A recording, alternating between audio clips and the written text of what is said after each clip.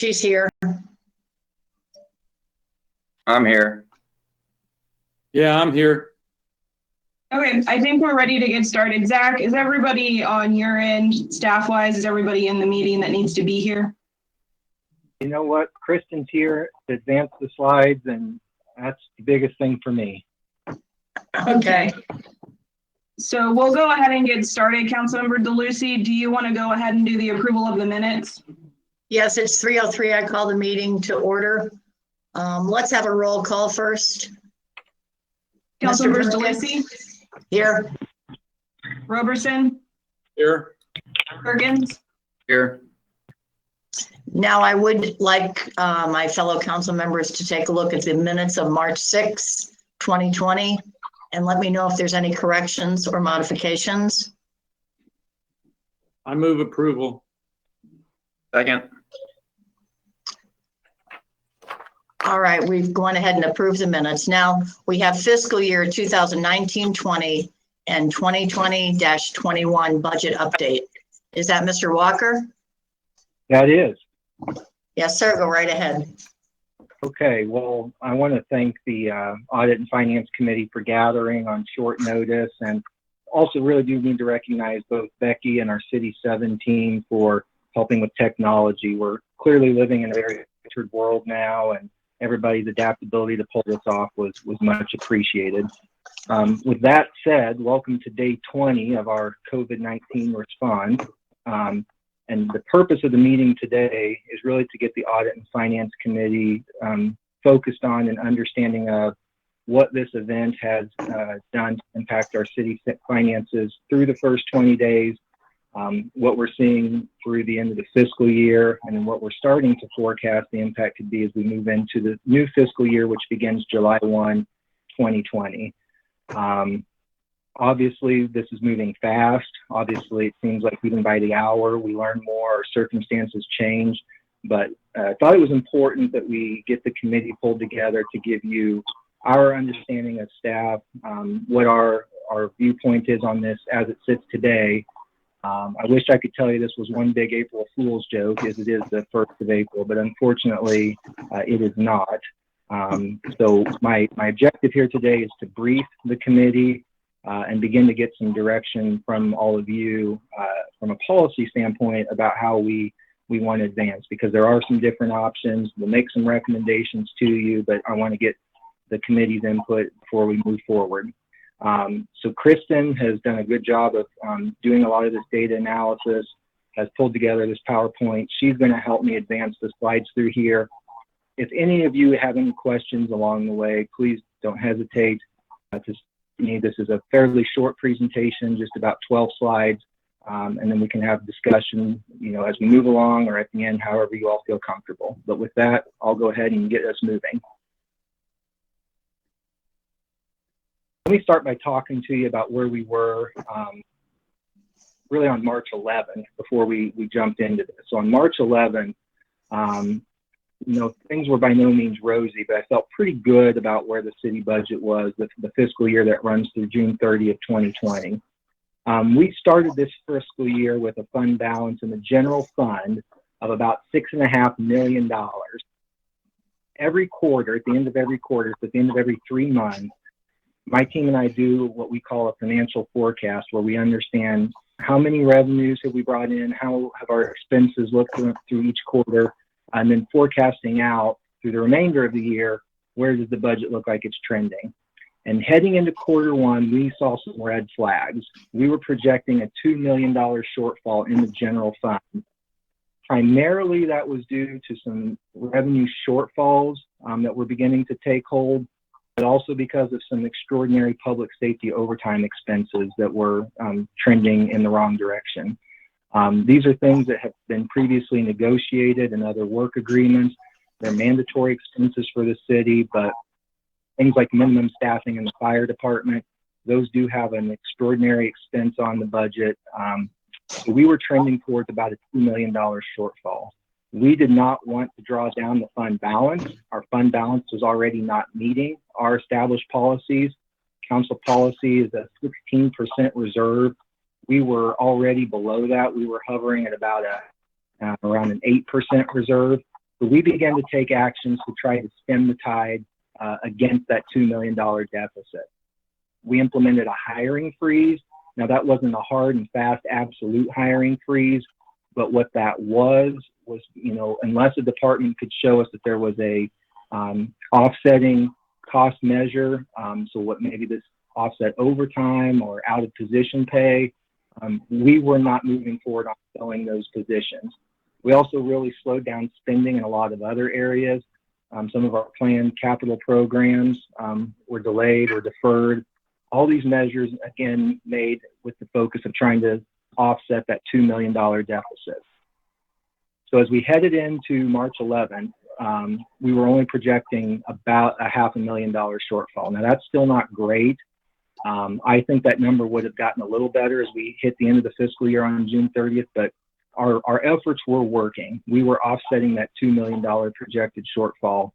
We would have pulled the general fund down to about $6 million or 7.7%. So right at about half where our reserve at a minimum should be. That was heading into the day of March 11th. Yes, sir. At the end of this slide, at the end of these figures, then you're saying this was the end of March or the middle of March? This is what we were forecasting for the end of the fiscal year based on the data that we had up through March 11th. Okay, so this slide is through March 11th. Yep. So this is kind of the pre-COVID response efforts, okay? Okay, that's what I was wondering. All right. So Thanks. we all go to bed March 11th, and then the world turns upside down. On March 12th, we begin to notice that a lot of national organizations, public sector, private sector, the National Basketball Association, et cetera, are taking aggressive measures in response to what looks to be a worsening spread of the COVID-19 virus. That day, March 12th, is when we made the suggestion to Mayor Weir to issue the state of emergency and begin mobilizing our efforts as a city to put measures in place to try to protect the City of Independence, both our workforce and our public's health in response to this virus. And really what I want you to get out of this slide is, over the last 20 days, we've taken a number of extraordinary, quite possibly unprecedented measures to try to protect against the public health. We have discouraged social gatherings. We have shuttered all of our city facilities. We have greatly modified or even eliminated many of the basic services that we provide. Now that has spilled out into the business community, obviously. The Jackson County stay-at-home order began to differentiate between essential and non-essential businesses. Many establishments have either been forced to close or greatly alter the way that they provide their service delivery. So all that said, as we sit here April 1st, the world looks quite different. We, as a society, have greatly reduced our mobility, greatly reduced the way that we function and interact with one another. That has, as you're going to see, is going to have a noticeable impact on the economic picture. Now, opinions among economists obviously vary, but here's what I can tell you in the vast amount of reading and research that we have done. Here are some general consensus that we are seeing among economists about this event. As you would imagine, there's a great deal of uncertainty, but as I said, here are some general consensus items. Retail consumption, severely reduced. All right, when you are closing bars and taverns, when you are limiting restaurants to dine, drive-through, carry-out, curbside service only, that is greatly reducing retail consumption. Other businesses, they don't operate now, like the body care type things, like hair and nail salons, for example, come to mind. That has really hampered and limited how we as a society are using our dollars. Many economists are forecasting that there will be several small businesses that will not survive this event. Some of the larger businesses are better positioned to make it through this, to survive it. Some of the smaller businesses are just not well positioned to make it out of this event. So that is going to be something that will have a noticeable impact on our local economy as you start to think about independence. We are obviously a retail-based economy here, but especially so with small business. So that's going to have an adverse impact. Economists generally agree that the recession that this is going to bring about will be short-lived. The economy was, relatively speaking, strong heading into this event. But we expect this to be a significant recession, but a quick recovery coming out of it. It's the coming out of it part, though, that remains to be seen of when. We're going to talk today about 3 potential economic recovery scenarios, but here's what I want to tell you. 2 of those first 2 scenarios impact this current fiscal year that ends June 30th exclusively. The 3rd scenario begins to impact next fiscal year, the one that begins July 1st. I told our department directors yesterday, and it is my same message to you and recommendation today, we need to emotionally prepare for and begin to plan for this 3rd scenario. I will report out of the University of Washington yesterday, partnering with the CDC. That is now forecasting that the national peak, so the day that when we see the most significant number of confirmed cases and deaths, that will occur nationally April 15th. But for Missouri specifically, and this is a forecast, of course, but they forecast that peak to occur May 18th, and then this tapering off sometime in mid to late August. So that is obviously going to be something that is with us for a longer period of time. I had a call with the county administrator, Troy Schulte, yesterday. The county is discussing, they have not yet decided, but they are discussing the possibility of extending that stay-at-home order past the April 24th current expiration date into at least mid-May. Now, that has not been decided, but that is being discussed. And my point, again, of telling you that is this could continue to adversely impact the economy for a longer period of time than what we'd otherwise ideally want to have happen. Can I make a comment? Yes, please.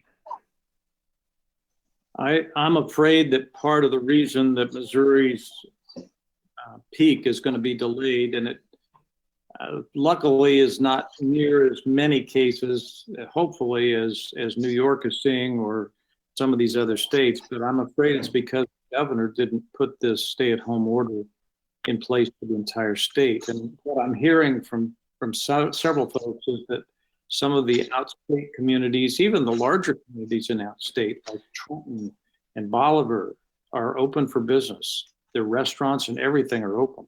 And that's going to increase the likelihood of spread. And that means that the spread will continue longer. And unfortunately, I think if we had a stay-at-home order statewide like they had in Kansas, I think Kansas will be over it quicker than we will. And I wish that that the experts could have swayed Parsons into doing that. But unfortunately, that's the way it is. We're probably too far along now to really change that and make that much of a difference. So, thank you. That's my opinion. Slide 5, Zach. Yeah, so here we go with the next slide. This is going to talk to you about what the economic impact. Here's the effect that you're starting to see. These are actual headlines that within the last few days have been popping up. City of Wichita, they have now furloughed roughly 300 employees in their organization as a result of their economic turndown. Overland Park, which I think we can all agree is a more affluent community, has a stronger fund balance than what we have. They are taking aggressive measures, furloughing 200 of their workers, freezing their pay raises for at least the first 60 days of the new fiscal year. Just a few hours ago, the governor did announce that he's planning to reduce the budget, the state budget, by $170 million as a result of anticipated decline in revenues. This is not just targeted at or discriminating against the public sector. AMC has announced that their theater chain is undergoing massive layoffs. 600 of their headquarters staff are all being laid off as a result of this. And it seems like every day public and private organizations across the country are making these kind of announcements about the moves they are making to provide liquidity within their budget. I put this headline down here about the Olympics for a very specific reason. As you've all heard, the Olympics, which were going to occur at the end of the month of July, that has been postponed for a year. Earlier today, Wimbledon, which is obviously held in England at the end of June of every year, that has now been canceled for the first time since World War II. The National Football League, which is a huge economic engine in this country, is now under discussion that they may perhaps delay the start of their season by a month. I mention all of those because it seems like the sports world often is a little step ahead of the rest of society. There's a lot of smoke coming in those decisions that indicates that some of these organizations do not believe this event is going to subside anytime soon. So if you use those as the canary in the coal mine, I use that to tell you that, again, we need to prepare ourselves mentally and organizationally that we might be in this for the long haul. Okay, so COVID-19 is obviously impacting our city finances. The decisions that have been made to protect public health is having an economic impact, and it is not discriminating. I don't need to read all of these bullet points here, but as you can see, virtually every one of our city revenues are anticipated to take a reduction in some form. And Kristen, if you'll go ahead and jump to the next slide. Let me represent for you visually. So those four categories on the right, upper right-hand corner, those are the ones that I think are going to take the most aggressive adverse hit as a result of this. So Excuse me, Zach. Excuse me, I'm sorry. Could you please read those four categories? I can't read them on my screen. I'm sorry. Yep. Nope, we're going to jump in that. So 23% of our budget is sales tax, and this is general fund, okay? So 23% of our general fund budget is sales tax. 5% is base of our revenues in the general fund are gas and motor vehicle sales taxes. Another 5% are our municipal court fines and court costs. About a 1% what we call other affected revenues. The large gray category on the right, 68%, where I'm calling those other general fund revenues, that is predominantly the payment in lieu of taxes that we receive from the electric, water, and sewer utilities, okay? Thank you. Okay. I am not at this time, and this is all looking into the crystal ball, okay? So I have my crystal ball out and we're trying to forecast. At this time, I am not anticipating and forecasting as severe of an economic impact to the electric, water, and sewer revenues, simply because conventional wisdom tells you many of us are spending a majority of our days at home now. So we are using our electronic devices, our home restrooms, et cetera, more frequently than we used to. Now that may be offset by the fact that we have suspended utility shutoffs, we have suspended the incurring of late fees. So there's going to be people in our community who do have a difficult time making their payment because their own personal cash flow situation is under duress. But at this time, I'm playing with those numbers, leaving those as we originally forecast, okay? But the sales tax, gas and motor vehicle sales taxes, the fines and court costs, those are the ones that are going to, in my estimation, take the most aggressive negative hit as a result of the economic downturn. So when you total those up, that's 34% or over 1/3 of the general fund revenues that are going to be heavily and negatively impacted as a result of this event. Okay. Okay, so we're going to start talking about these three scenarios now, but before we get in them, this chart is exactly what you would think. It's intuitive, right? So as this event goes on, it pulls down fund balance, right? So in scenario one, we're talking about losing about $2 million, pulling fund balance down to about $3.9 million. all the way across there to scenario 3, that's the one that, as you'll see in a moment, carries into next fiscal year. And without substantial changes to the operating paradigm right now, we will fully deplete and run negative the general fund balance. That is what this chart is intended to communicate. How soon, Zach? If no changes were implemented, we are anticipating that in 2.5 months, the general fund balance would be fully depleted. And that's if no changes whatsoever were made. But Scott, let me clarify that. That's if no changes were made to the way we operate, but that's also assuming that there are no further adverse impacts, okay? So operating in a vacuum, that the only bad thing that happens right now is this COVID-19. If a tornado were to drop out of the sky in the next few weeks, if the bridge were to collapse and there was an emergency repair, that would only further mitigate this crisis that we're in right now. So we'll jump ahead here.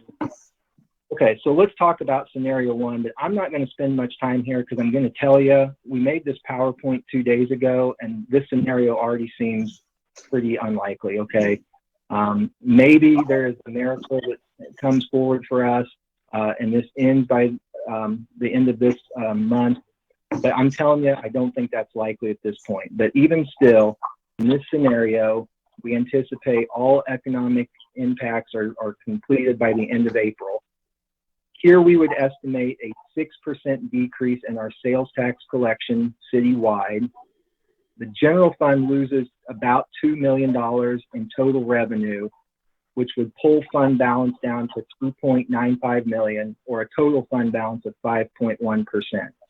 Over on the right-hand side, you can see by fund, though, that there are negative impacts totaling citywide $3.5 million.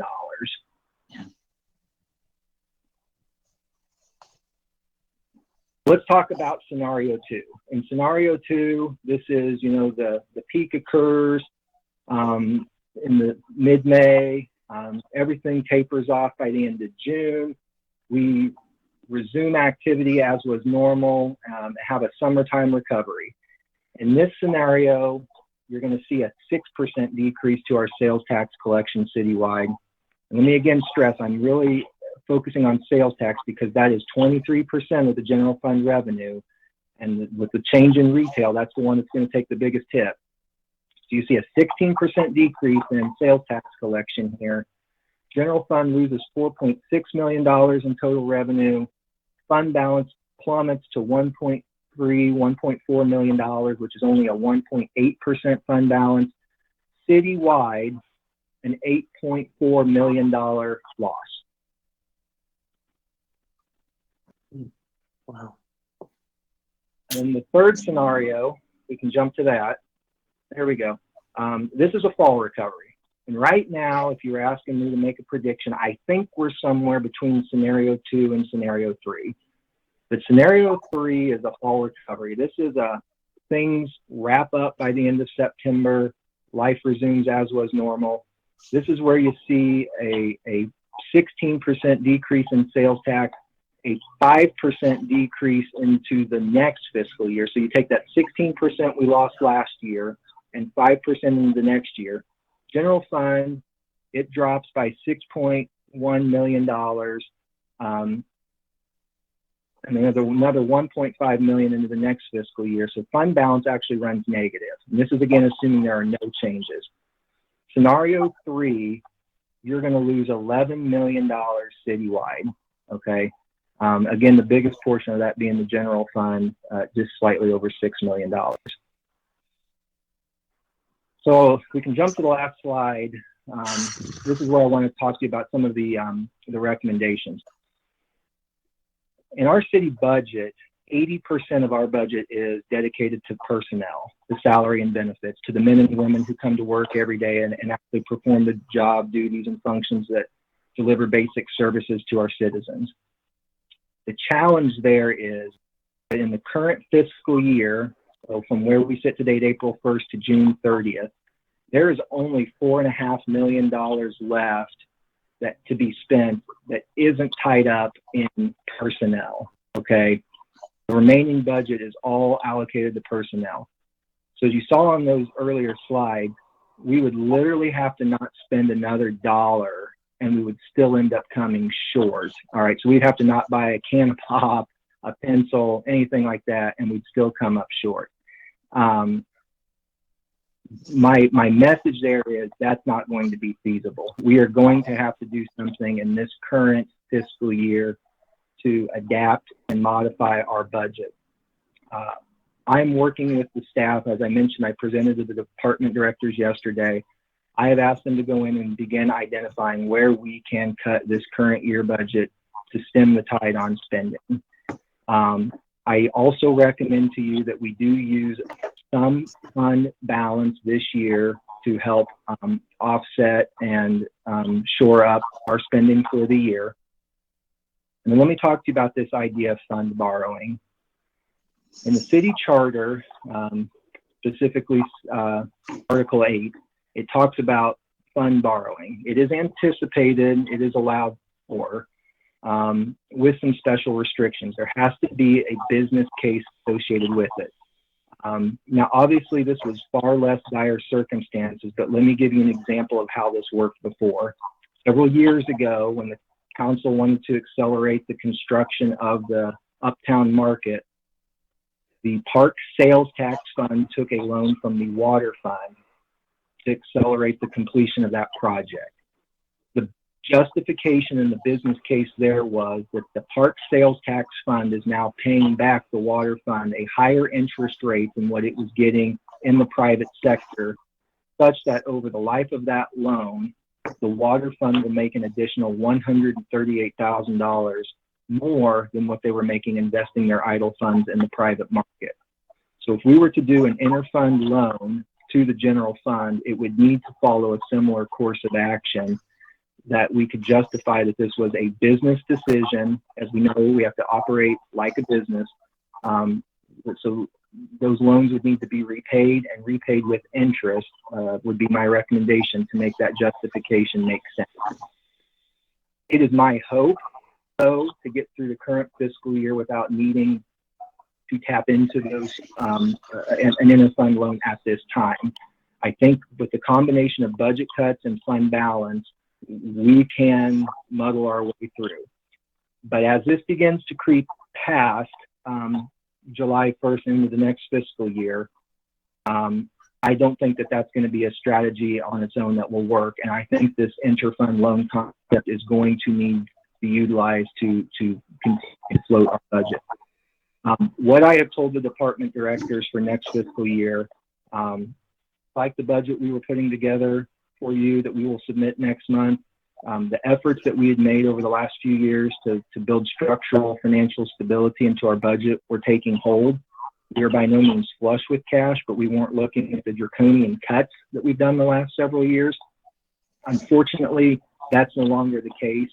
So we're going to have to not only reject all new funding requests, but also cut the base budget.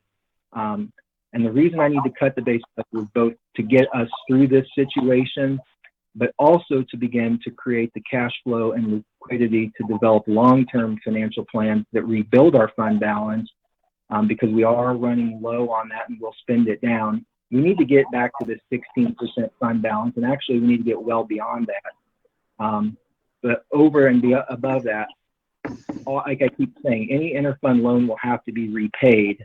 We have to create the liquidity and cash flow to repay that on an acceptable repayment schedule.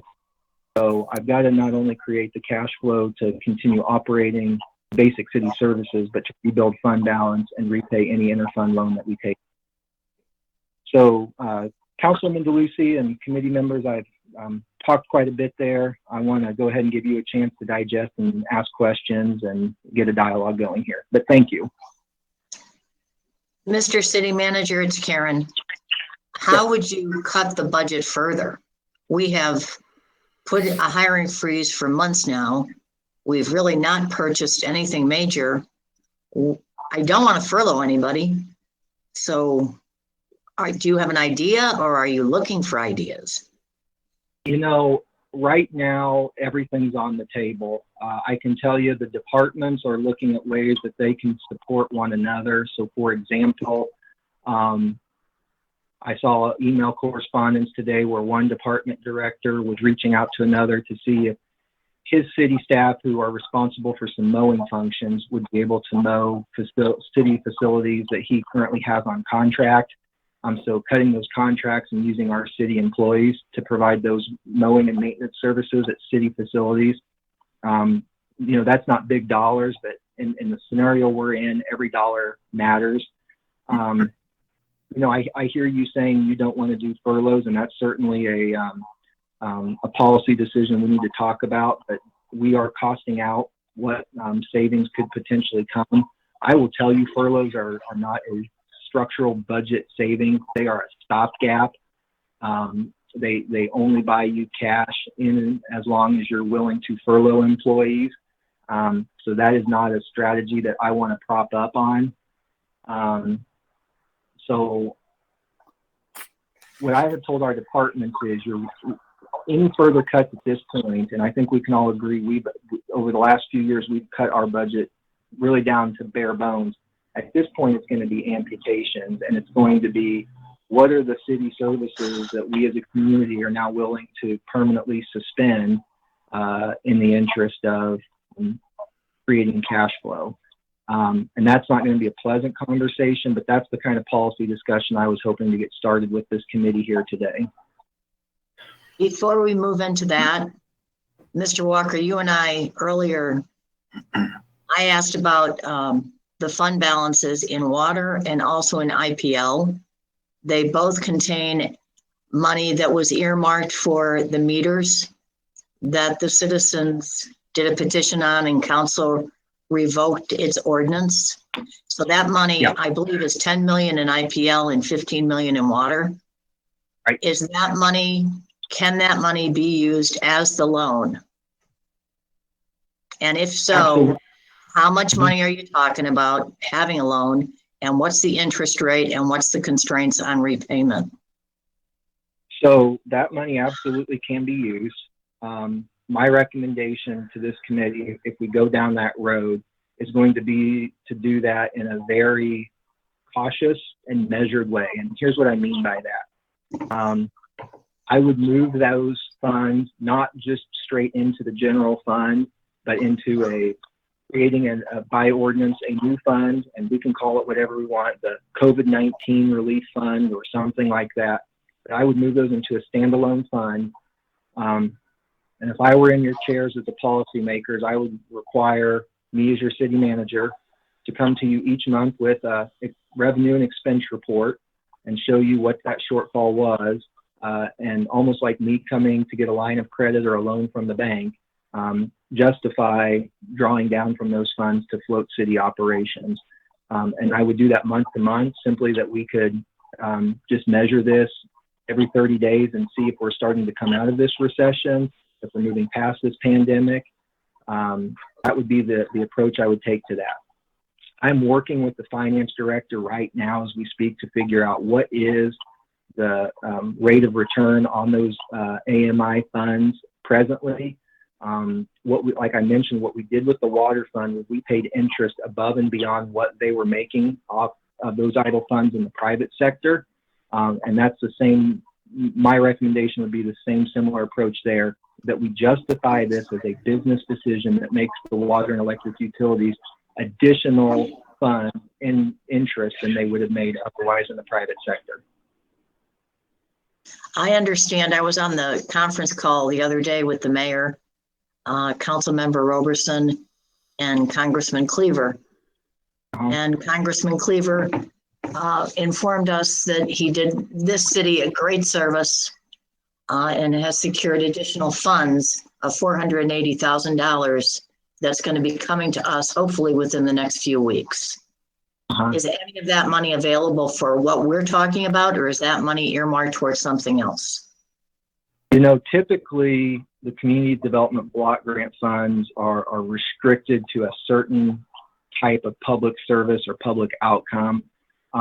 Those guidelines are certainly still loosely in place here. This is about the closest thing to free money as you're going to see.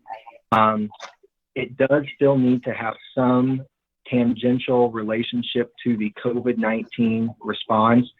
But my understanding and speaking with our community development director, there's going to be a lot of latitude to define what that COVID-19 response means. And Councilman, I may go ahead and add as well, the daily briefing that I sent to council yesterday, all of our departments are looking for those grant opportunities. Great. The police department has identified one through the Department of Justice that would net them up to $133,000 to support their expense. Now, they can't supplant existing funds, but this would help continue to support their operations throughout this difficult time. And of course, we are tracking every expense that we make related to this. With the president awarding a disaster declaration to the state of Missouri, it is anticipated, very likely, that eventually these will be reimbursable expenses.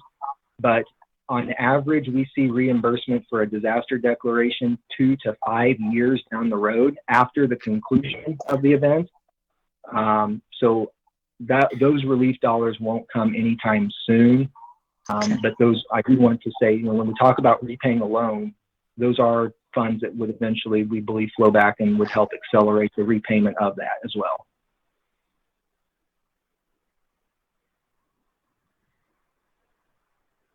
If I can jump in for a second. Please, yes, thank you. So the CDBG funding, would the additional funding not fit in the budget stopgap for the COVID-19 at all? I mean, would that not fall into the response to this as being a shortfall to our city government? So the community development director had a call yesterday with the HUD, Housing and Urban Development Region 7, which is the region that governs this Kansas City metropolitan area. And in full disclosure, they too are still trying to digest and understand the restrictions associated with that. They believe that funding will begin to become available in 30 days for those additional CDBG dollars. So then you're looking at May 1st at the earliest that we might see these monies. We have a call scheduled for 2 weeks from now to further understand.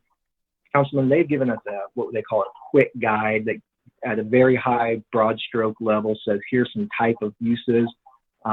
Again, we believe, those who are on the call with the congressman, that this is going to have a lot of latitude, but we're just not yet sure, what exactly that's going to mean. But in silver lining, yes, I do believe that this is going to be able to help offset services that we would have had to either reduce or eliminate, and in turn help shore up our budget shortfall here. I'm thinking of the food, I know the city has stepped up and we've been providing food when the MARC money could not be made available because we couldn't meet those guidelines. I mean, my neighbors are hungry. So I certainly don't want to, build a statue when somebody's hungry. I want to use the money, get the most bang for our buck. I'm just looking at options. We don't want to do any kind of special project or new initiative with this. I want to make that clear. The type of things that we're kicking around are exactly what you say, existing services like feeding, like public transit, like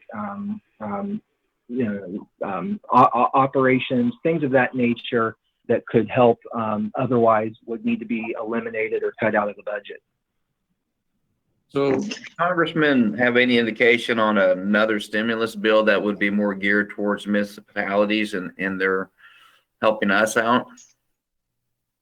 I know Council Members Robertson and DeLucy were on that call, but in debriefing, my understanding is he says it's 100% certain that there will be a fourth stimulus bill, and that it was primarily aimed at infrastructure, was my understanding.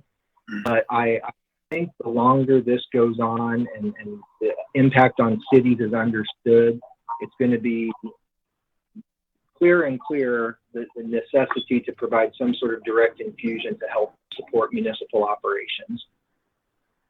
Yeah, The congressman really couldn't speak for everyone. But he did promise that there would be a fourth one, John. It was too soon to say what it was. He was Sure. pretty exhausted, to be honest with you. I There'll be understand. lots of politics involved in a fourth one. My understanding, Go ahead, Scott. in listening to Congressman Cleaver, my understanding was that most of this new CBDG money, they were looking at going directly to people that were affected by the COVID-19, losing their jobs, not having enough rent, not having enough money for food. So he said, really, this is what we want to see the money primarily go for, but there's going to be extremely broad latitude, which I think, we could use it for bus transportation. We could help fund our bus transportation budget partially with that, and other things like the food served up at the Palmer Center, things like that. But the intention was, I think, for this money immediately to go to people that are in need, because they're in need now, and they're going to be in greater need by the end of April or by May when we get the money. So that was what I got out of hearing the conversation with Congressman Cleaver. My concern, Zach, is we probably need to be looking. Everything was on the table. And I do think we need to set up that fund and look at borrowing a certain set amount of money, which could change in 3 or 4 months. I mean, if it continues or if there's a second wave, they've talked about that possibility in the fall of another second wave of the virus.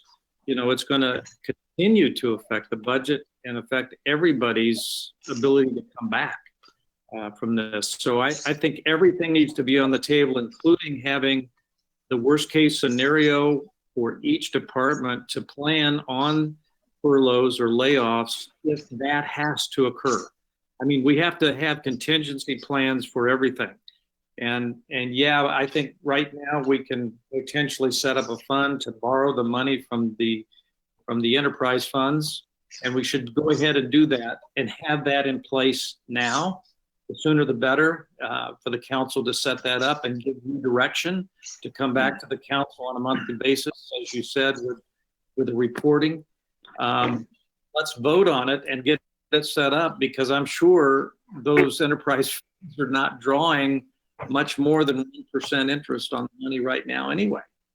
Let's set it up, but let's also go ahead and make contingency plans so that if we had to furlough people from every single department, we might have to do that. I don't know what Wichita, Overland Park, or some of the other communities are going to do. Right now, I think Overland Park is just furloughing the Parks and Recreation folks and some of their summertime help, but that's not going to make it through September if that's the scenario. So, Zach,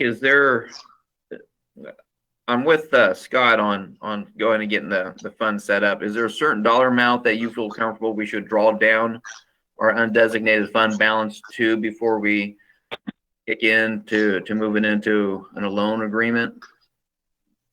I don't think you want, let me put it this way first. The 16% is your minimum reserve that we're supposed to have, the target reserve, okay?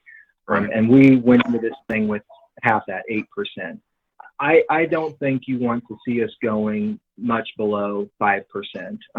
That's going to trigger some really aggressive signals to the market, to the credit rating agencies, et cetera. We were starting to get really positive feedback from the credit rating agencies about the fund balance policies the city council had adopted, about then backing that up by adding to fund balance. Right. That was all really marching in the right direction prior to this. So anything below 5 to me, and I can talk with Brian and make sure, but anything below 5 is really going to start to enter some threadbare territory. And my fear is, and I don't want to sound alarmist, but that some other catastrophic event coincides with this, like I said, like a natural disaster with a tornado or something, that then we're fighting wars on multiple fronts, and the fund balance is just wrecked immediately. So to continue along that line, then if we obligate our general fund to a enterprise fund, does that also throw up red flags to the market?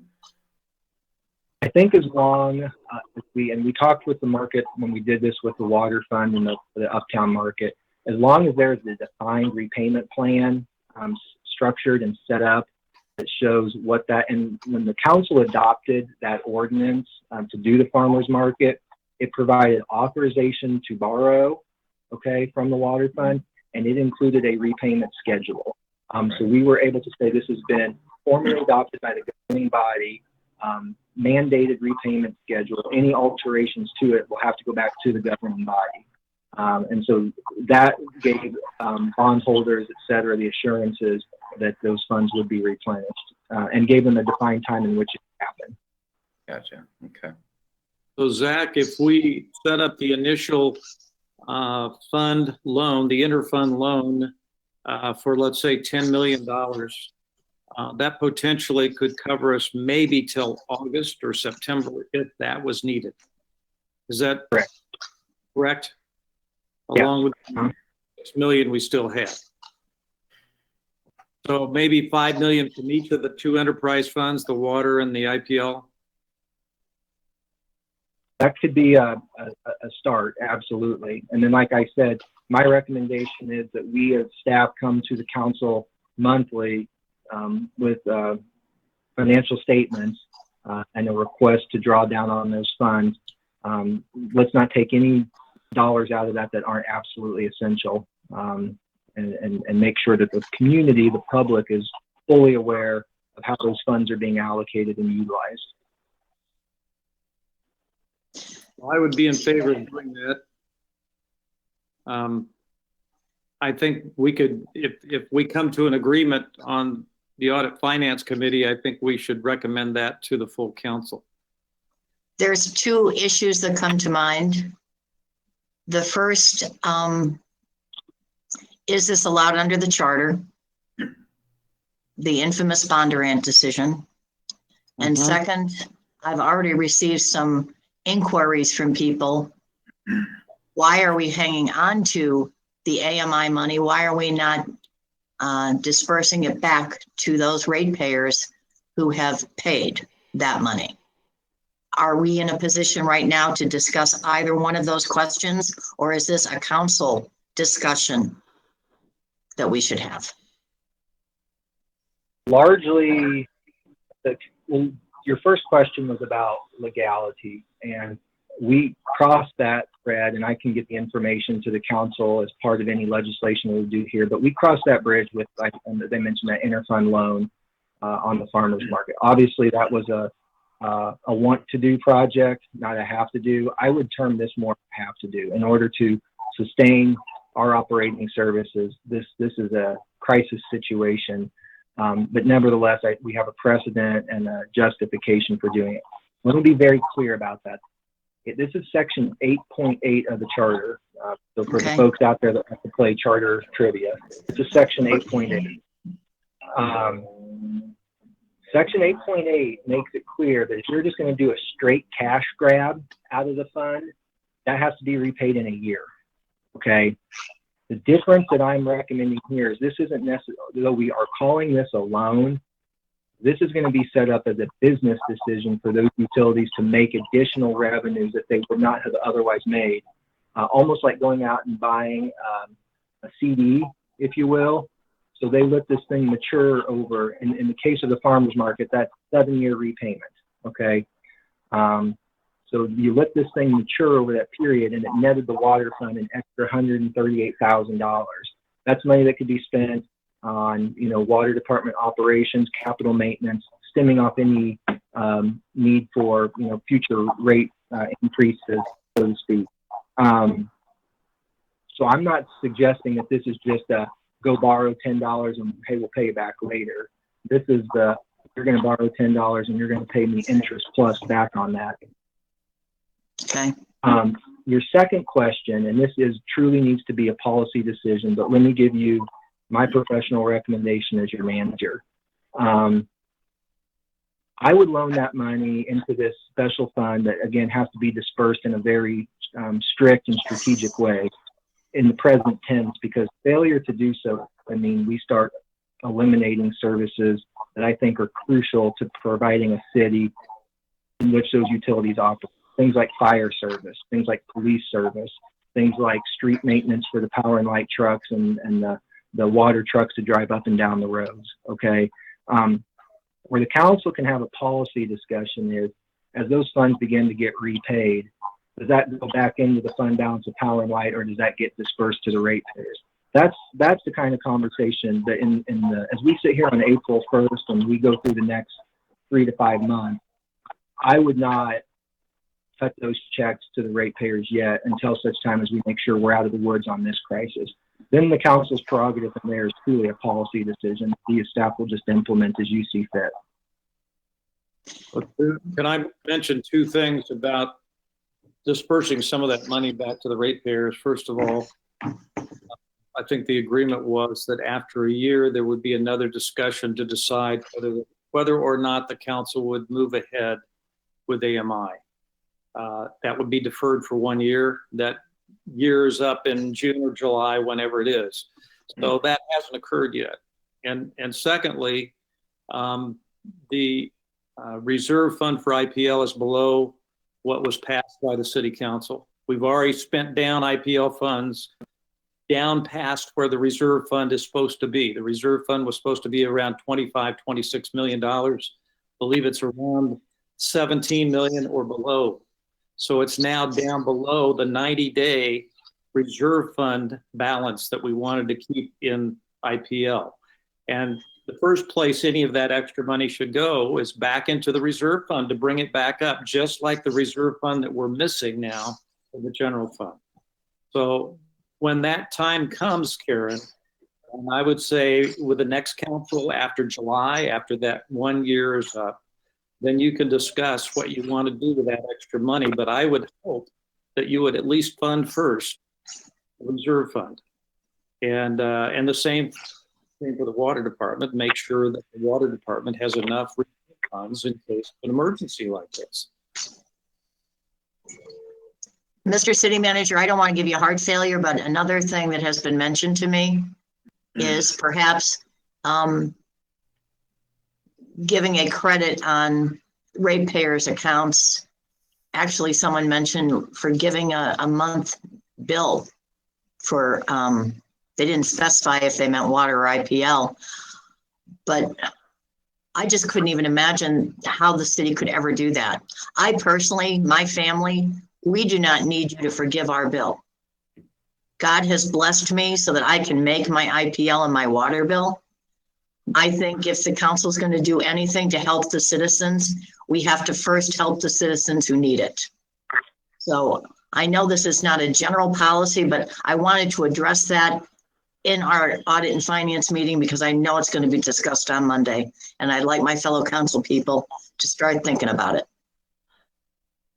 So what I would probably comment there is I know we're starting to see some other, like, for example, nearby Edgerton, Kansas has made that decision to credit a month of utility revenues. I don't know the financial position of Edgerton, what their city finances look like. I do know on its surface, they are home to a large industrial manufacturing base that has probably generated a tremendous amount of revenue for them. What I would suggest to the council is don't make some of those longer term decisions until we get through this. Now, that said, we have a great program with our IRAP and iShare that is needs-based and qualifications-based. And if the council wants to contribute additional funds to support that during these extraordinary times, we have a precedent for that where there have been severe weather events, where there have been prolonged economic downturns. There have been supplemental appropriations made to those funds to support the most needy in our community. But again, that is strategically done and it is needs-based. So that would be my recommendation if there was a desire to do an immediate term program of some kind. Use the existing tools you already have in place to support it for a needs-based qualification. And can I add, Karen, that would be an appropriate place to put some of the CBGG grant funds that Congressman Cleaver just talked to us about. That would be an appropriate place to put some of those. Mr. Perkins, I'm sorry. I think Yes. it would, No, go ahead. I think it would be very poor decision-making for us to start to give away city money when the city budget and the general fund is basically looking at going into the red and having to borrow money. How can I wouldn't be able to do that personally as a business. How can the city do that? So we can't. We just simply can't do that right now, Karen. That's my Mr. Perkins, you've been so quiet, and that's so unlike you. What are your thoughts? Been listening and soaking in. Yeah. There's just a lot to take in. I don't think any of us anticipated we'd be doing this, discussing these situations in our career in public service. Yeah. You're right. On that, I am in a line with Scott. We need to go ahead and get this fund set up. We need to spend down our undesignated fund balance to a level that the city manager finds comfortable to keep us safe and secure from any other event that may come down the line, then also protect us through whatever our rating system will look at us at, and get moving on that. Who knows how long this stupid thing is going to last. Long term, I'm hoping that our legislative team in Jeff City, Governor Parson, will understand that we've got to get this Wayfair legislation passed and move forward there. We have taken such a big hit. Everybody's going online, purchasing their needs and their wares nowadays. That legislation has got to be passed. And I believe I'm under the understanding that Mayor Weir was going to send a letter and suggest that they move forward with that legislation. Mr. City Manager? Yeah. Are you looking for a recommendation by this board towards perhaps putting something on the agenda for Monday? Yes, I believe that would be appropriate to get direction from the committee that then we could put something on the agenda. And specifically, again, what I would like to put on the agenda is the formation of this relief fund and an allocation amount into it. And then again, the protocols that we would come to the Audit and Finance Committee or the council as a whole, whichever is deemed advisable, monthly with the balance sheet, and then have to make requests to draw down from that fund. And basically, I'm looking at simply putting I call it the AMI money that's how I identify it in my head. You know, the 10 million from IPL and the 15 million from water, putting those monies into a separate fund, call it the COVID-19 emergency fund, to be used for necessary expenses. Do you need something beyond that? No, I don't believe so. If you give us that direction, I hope I'm making myself clear here that I will make sure that we draw and draft some really restrictive policies on how that's to function and work. Obviously we've got the public meeting where we're stating that, but we'll get correspondence to the council then that makes certain how that would function and work. But I think for Monday night, it would be sufficient to create the fund and ball rolling, as you just stated. With interest being paid to both those enterprise funds. Precisely. And I will have information from the finance director about what that we'll get that debt repayment schedule established. Dr. Roberson, are you comfortable with that? You had mentioned just using a part of the monies. I just think it's cleaner to put all of the AMI money in the one fund. We're moving so quick on this.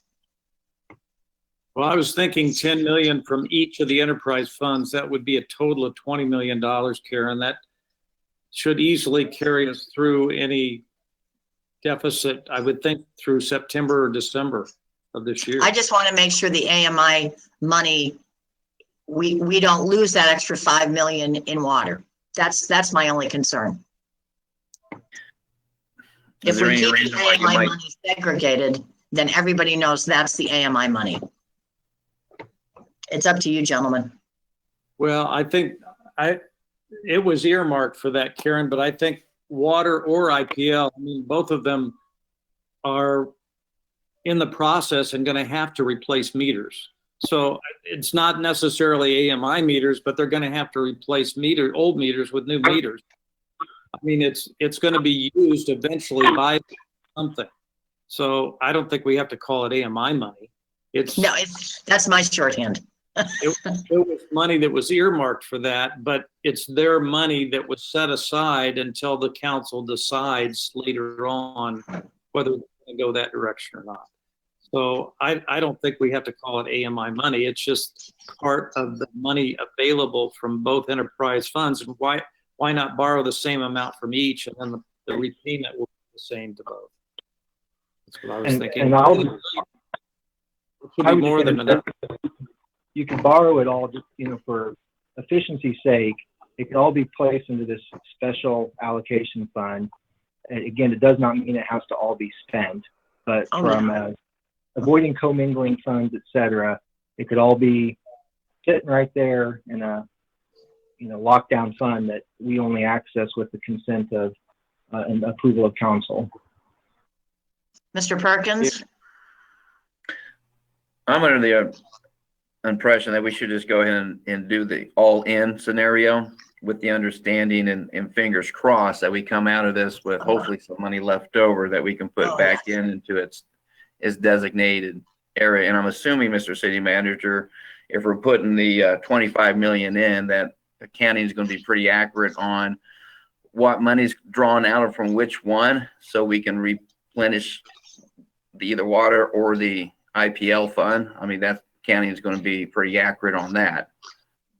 We can set that up very restrictive and be able to do a forensic on it really easily to know which dollars came from where and went to where. And again, my hope is, one, that we manage this very tightly and don't need all this, and two, repayment becomes very rapid and aggressive, particularly with reimbursement eventually coming in the form of the disaster declaration.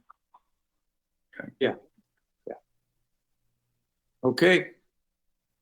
Maybe we should get a motion going, guys.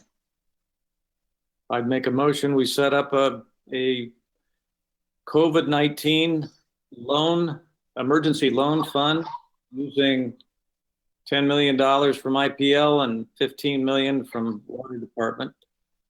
And I'll second that. Sorry, go ahead. Oh, and I was just going to add, and have the monthly reporting and requests to Audit and Finance, and then on to the council. I'll second that. With the interest payable, correct? Right. Correct. Interest better than what they're getting now, and repayment terms over the course of maybe several years with no prepayment. No prepayment penalty, sure, but make it as quick as possible. I'd like to get that money back. I'd like to get our city back on track. We had a great trajectory, and this has just put a kink in our works, I just want to give time after the election. Sometimes, Congress isn't likely to act right before an election. So I don't know if we're going to get those funds before, let's say, the first of next year. Oh, no, we're going to get the money. It's a crisis. Okay, I call the question. All in favor? Aye. Dr. Roberson? Aye. DeLucci says aye. The only other question I have, Mr. City Manager, I don't believe we have the CAFR report yet. Do you have any idea on when we're going to be getting that? Prior to this event, and I'll get an update from the finance director today and send an email to the council.